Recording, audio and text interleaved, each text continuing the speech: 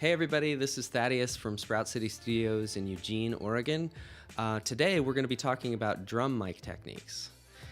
You guys have been asking about minimal drum mic techniques, and we thought we'd start with the most possible minimal thing that you could ever do to record drums, and that's using one microphone.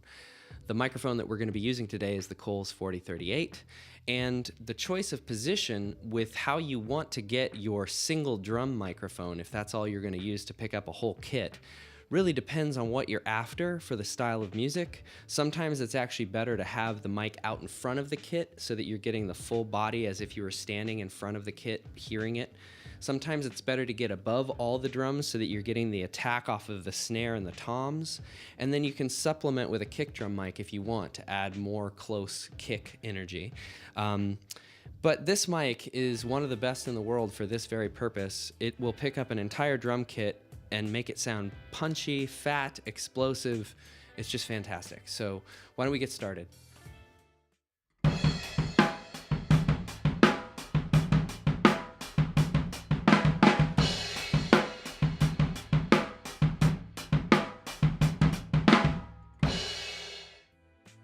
So as you can see, this one mic is a fantastic representation of what a drum kit sounds like.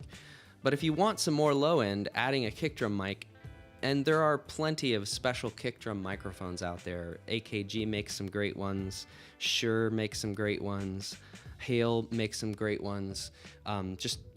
Play around with any kind of mic you want on the kick. In this case, we're using the Shure Beta 52, which is a great low end, big oomph kick drum.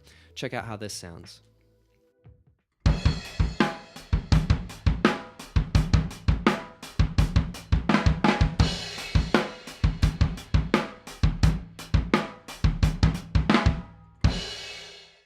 Okay, now that you've heard that, with this as a single overhead and that kick drum added in, you could also add in a standard SM57 on the top of the snare and have a 3-mic setup that's actually really, really tight. So check this out. This is with the 57 added in.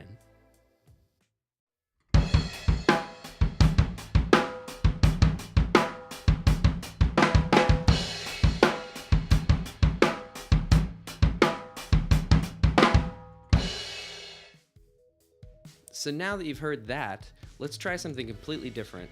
Let's use just a 2-mic setup with 2 condenser mics in a classic Glyn Johns setup. This is the sound of Led Zeppelin, if you will, like good, punchy, big, fat, warm, roomy drums. With this mic setup, having 2 similar condenser mics is a good idea. You could do it with other mics if you have to.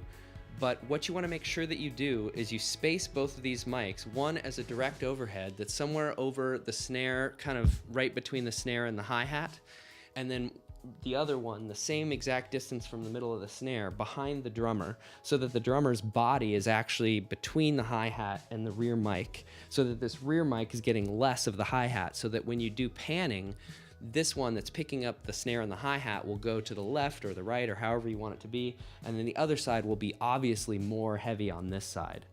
So let's hear what that sounds like.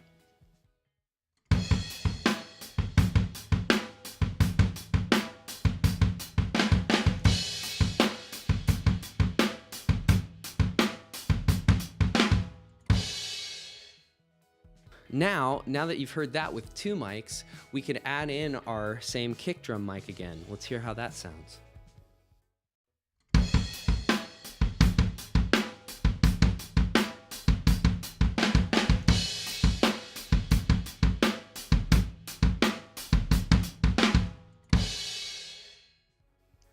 And even if you want to get more complicated with your overhead, your kick, you could add in your snare for a close snare. But sometimes adding this snare in can cause phase relationship differences with your overheads. Check this out.